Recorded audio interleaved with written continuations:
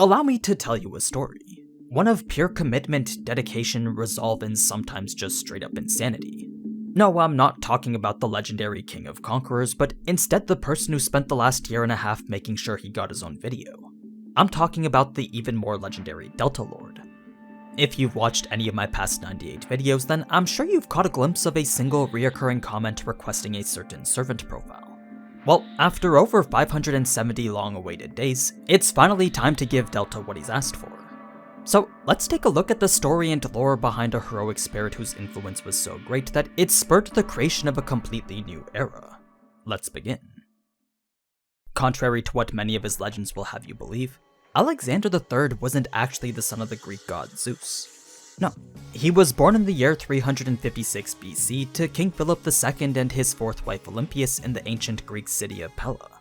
This was the administrative capital of the ancient kingdom of Macedon, of which King Philip was the current ruler of. So, that being the case, Alexander was born next in line to be the ruler of the entire Macedonian kingdom. He was a prince who would go on to succeed his father in pretty much every way imaginable. Before that could happen though, it was as a child that Alexander could only bear witness to the numerous campaigns and conquests in which his father commanded. He was left behind to study and learn as Macedon continued expanding its reach all throughout the numerous city-states of Greece. Although there wasn't much fighting for him to do, this was still an extremely significant period that went towards making Alexander who he was. Reason being that there were two key things that happened which ended up influencing his growth as a person. The first was the taming of the horse Bucephalus. At the young age of 12, Alexander showed incredible courage by subduing a seemingly aggressive stallion that no other person could even get close to. This horse would then be given to him as a reward and would serve as his battle companion for almost all his battles in the future. The second was the fact that his father made sure his education was the very best it could be, going so far as to hire none other than Aristotle himself to become Alexander's own personal tutor. That's right, one of the greatest philosophers to ever exist, as well as one of the very first pioneers of science, was now solely dedicated to teaching only him. So, with such a skilled teacher to educate him on all these different fields of knowledge, Alexander began to grow a personal interest in philosophy himself. He also began to admire different cultures and feats of science as well. It was a passion towards the very sophistication of life that would eventually lead him to develop a set of morals different from the rulers before him. What I mean is that there was a certain benevolence to his rule that made his once defeated enemies feel the need to follow him. It's an aspect of his character that we'll see once he becomes king a little bit later. Moving on to when he was 16, there was a brief period of time in which Alexander was left in charge of Macedonia. His father had gone away to take part in the final battle that would complete his campaign into central Greece. So, should he win, then this would allow him to finally fulfill his dream of establishing a joint Greek force that could hold its own against Persia. It was a very crucial conflict in which Alexander knew he could use to prove himself. That being the case, Alexander deemed it best to enter the fight as well. So he gathered up a group of cavalry, then proceeded to lead them into battle against an opponent known as the Sacred Band of Thieves. This was an elite group of Theban soldiers who many thought to be invincible, but that notion was quickly disproven once Alexander got to them. The instant his group of cavalry hit their formation, there was nothing that these few hundred troops could do to defend themselves. It was a decisive blow to the Theban army that would later help King Philip to secure his victory. Now, with the majority of central Greece now forced into submission, a Greek confederation known as the League of Corinth was able to be established. It was a single political entity under which all Greek city-states except for Sparta were unified, an organization intended to be led by King Philip and be used as a means to invade Persia. Unfortunately for Philip, his position as leader didn't really last long, as he was assassinated only 2 years after the League's creation. This was the event that would allow Alexander to succeed as both the ruler of Macedonia and the commander of the League of Corinth, all while still only being at the young age of 20. That said, the position of king didn't come without a little bit of preparation first. There were certain steps that needed to be taken in order for Alexander to consolidate his power. The first was the execution of any person who could rival his spot for the throne, and the second was the immediate suppression of any form of rebellion. Since news of King Philip's death had spread across the country, many of the Greek city-states saw an opportunity to stage a revolt. But the instant Alexander heard of their plans, he immediately set out with his armies to ensure that it didn't happen, essentially quelling any type of uprising before it could even begin. Not only did this maintain the integrity of the League of Corinth, but it also allowed him to continue his father's conquest east into the Persian Empire, thus marking the beginning of the establishment of one of the largest empires to ever exist. Now, to recount every single battle during this conquest would take far too long. I mean, for a guy whose goal was to reach the farthest border to the east, you can only imagine just how long that would take and how many battles he would have to fight, especially given that his opponent was King Darius III and his seemingly infinite number of soldiers. So, rather than go through each one individually, instead I'll just point out a few iconic moments, the first of which came during Alexander's journey up north to the city of Gordian. After claiming all the coastal cities in order to deny Persia access to their naval bases, Alexander found himself met by a certain feat known as the Unsolvable Gordian knot. This was a group of tightly entwined knots that once belonged to an ox-pulled cart of the former king of Gordian. Because the cart was a significant part of how that person became king, it was offered up to Zeus as a sign of gratitude.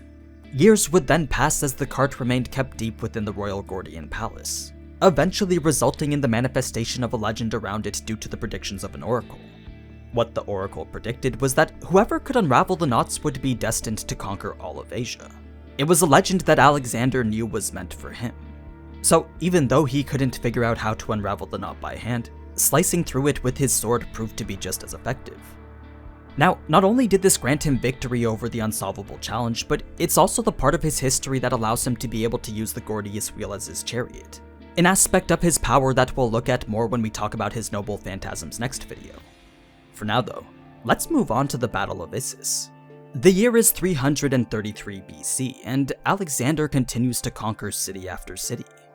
After seeing that small fortified strongholds weren't doing anything to stop his advance, King Darius began to amass an army far larger than anything before.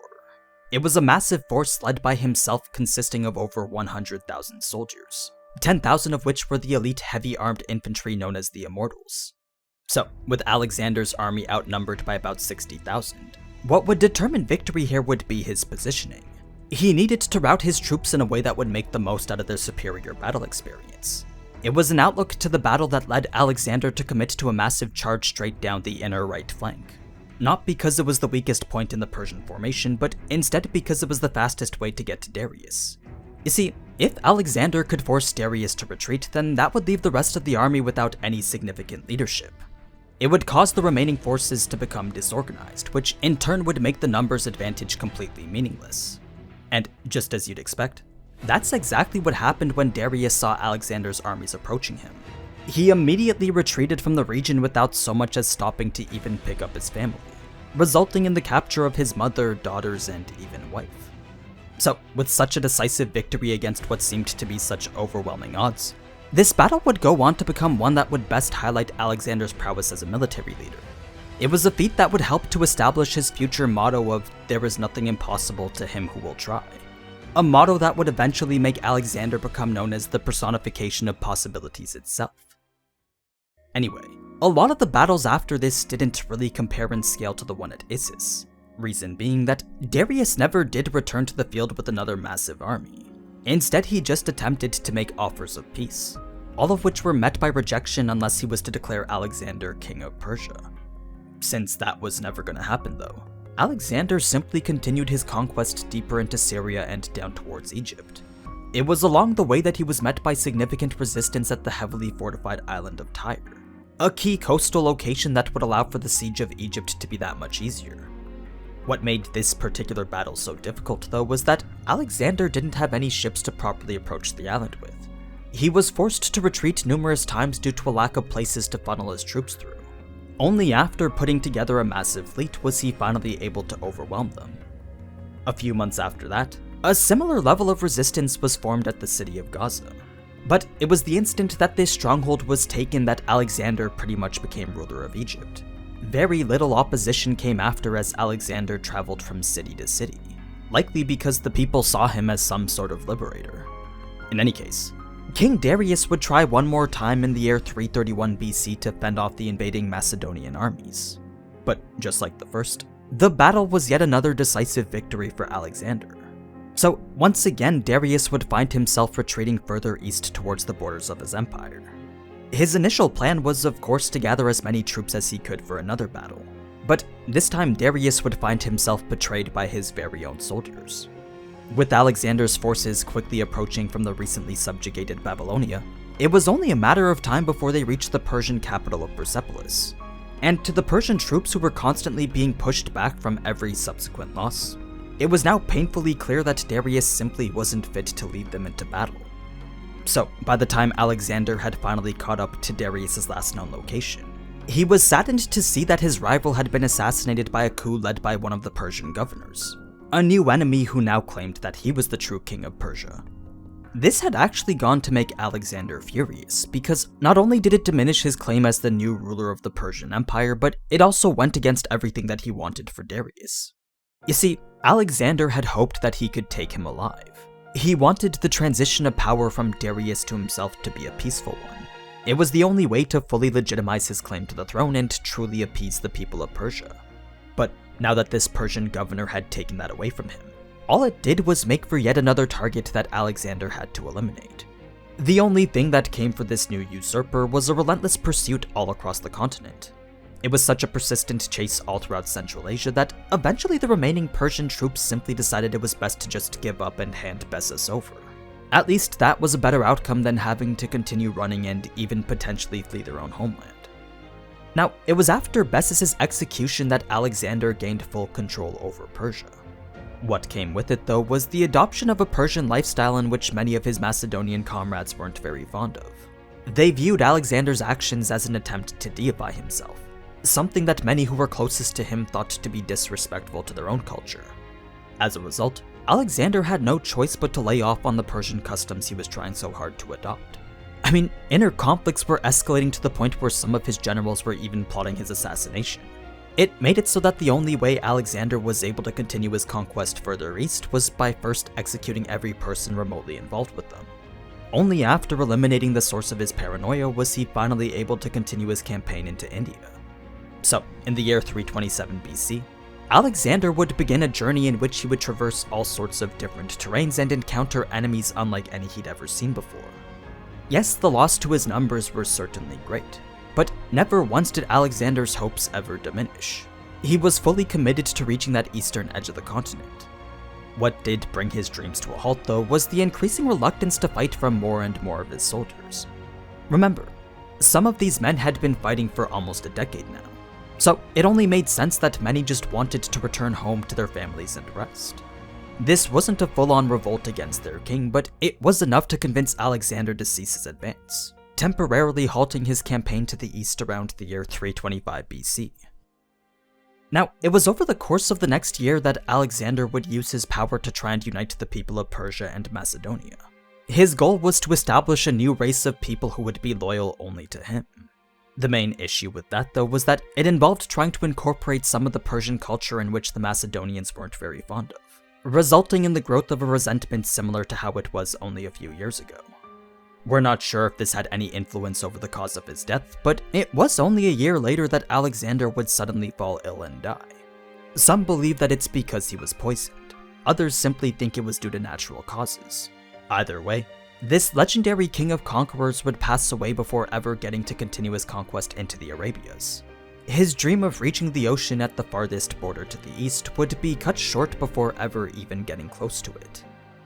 What did remain of his legacy, though, was one of the largest empires to have ever existed, as well as the establishment of a whole new era known as the Hellenistic period. Unfortunately for Alexander, the kingdom he worked so hard to build wasn't destined to survive very long. Because no formal heir was ever named, no one knew who the right person to succeed the throne was. It is believed that Alexander did say to leave it up to the strongest, but I'm sure you can imagine how an open-ended statement like that would end up being treated. So, in the end, Alexander's empire would be split into 3 separate dynasties before eventually succumbing to the Romans, thus marking the end of the Hellenistic period. But yeah, that's pretty much it for the history behind Fate Zero's Iskandar. If you're interested in knowing about the details of his noble phantasms and abilities, then be sure to subscribe for when that video comes out a little bit later. Now, before I go, I do want to mention that I've started streaming a little bit over at Twitch. So, if you want to come and chat while I play a bunch of different video games, then you can follow me at the Twitch link down below. Anyway, as always, thank you so much for watching, and if you enjoyed this type of anime content, then you already know what to do. So, until next time, ciao.